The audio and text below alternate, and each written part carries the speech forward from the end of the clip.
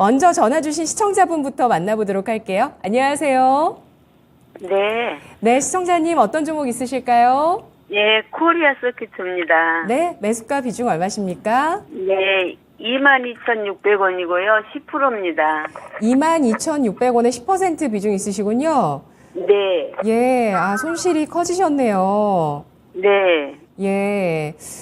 이 종목 지금 우리 시청자분께서 한 35% 정도 손실이신데 최근에 그래도 바닥을 좀 잡는 듯 합니다. 오늘 종가는 0.75% 하락한 14,540원 기록했습니다. 네. 네, 코리아 서킷 버티시느라 힘드셨죠? 네, 그런데 어떻게 예. 해야 되나 궁금해서요. 네, 알겠습니다. 고점에 잡아주셨는데 전고점 7월에 고점보다 더 높으시거든요. 매수가가. 아마 보유 네. 기간이 굉장히 좀 기신 것 같습니다. 네, 조금 됐어요. 예. 자, 이 종목 어떻게 해결하면 좋을지 알아보도록 할게요. 운용령님. 뭐 그렇죠. 22,600원에 사셨으면 뭐 저는 최근에 산 줄 알았는데 보니까 훨씬 전에 사셔가지고 오랫동안 가지고 계실 것 같습니다. 그 사이에 보니까 올해 연초에 11,500원대까지 좀 떨어진 것 같은데 물타기도 좀 안 하신 것 같고 일단 코리아 서킷 PCB 쪽이지 않습니까? 아직 실적 발표를 안 했어요. PCB 관련 회사 중에서 현재 실적 발표된 회사가 심텍 발표했고요. 심텍 발표했고 심텍은 예상 실적보다 좀 안 좋게 나왔고 해성 DSC 차량용 반도체 회사 발표했고 예상보다 좀 안 좋게 좀 발표했고 그다음 대덕전자 발표했는데 대덕전자도 시장 예상치로 상당히 안 좋게 발표했는데 현재 코리아 서킷은 아마 더 안 좋을 겁니다. 왜냐하면 코리아 서킷은 지금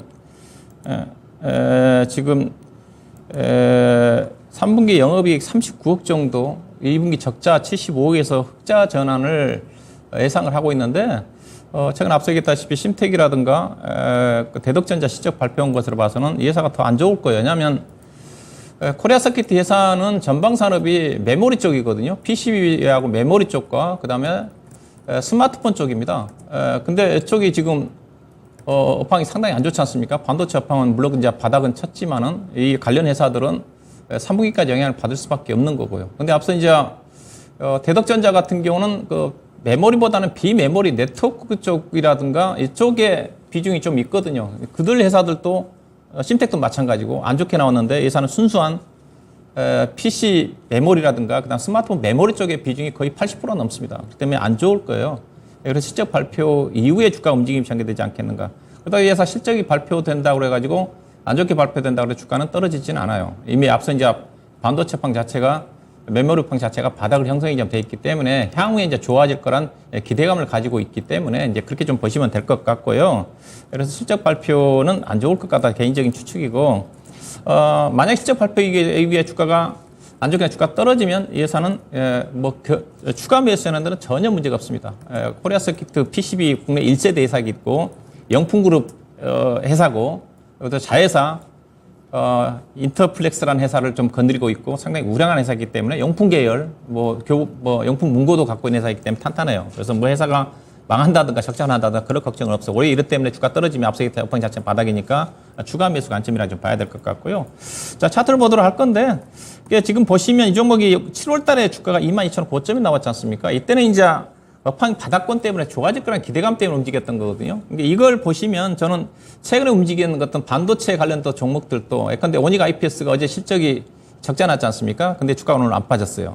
빠지지 않았는데 좋아지긴 좋아질 건데 빠르게 좋아지지 않는다는 거죠. 예상보다 안 좋아져 버리면 코리아 서킷 7월 달에 22,000원까지 올라갔다 14,000원까지 빠질 때 이렇게 빠질 수가 있다는 겁니다.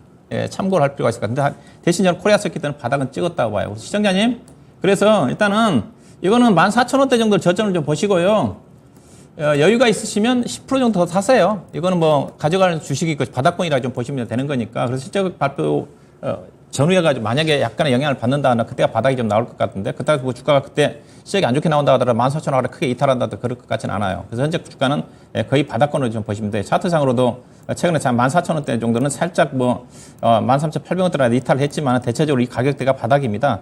올해 3월 달도 그렇고 5월 달도 그렇고 그리고 9월 달도 바닥이고 최근에도 10월 30일 날 저점이 나왔기 때문에 추가 매수 하셔가지고 너무 높게 사시는 단가를 낮추시고요. 결국 이 종목은 이제 업황이 좋아지면 다시 22,000원대까지 갑니다.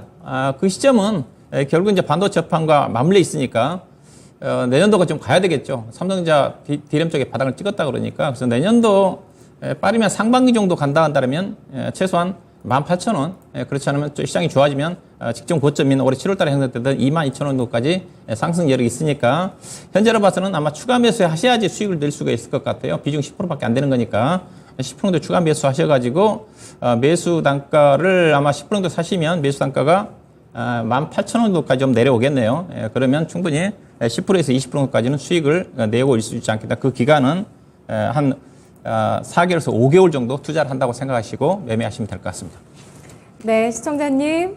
네, 감사합니다. 네, 고맙습니다. 네. 네, 아무래도 추가 매수로 마음을 굳히신 것 같네요. 아주 뭐 편안한 목소리로 개운하게 인사 남겨주셨습니다. 코리아 서키트 3분기 실적 발표 전이고요. 실적이 부진해도 업황 개선에 대한 기대감 남아있을 것으로 예상하고 있습니다.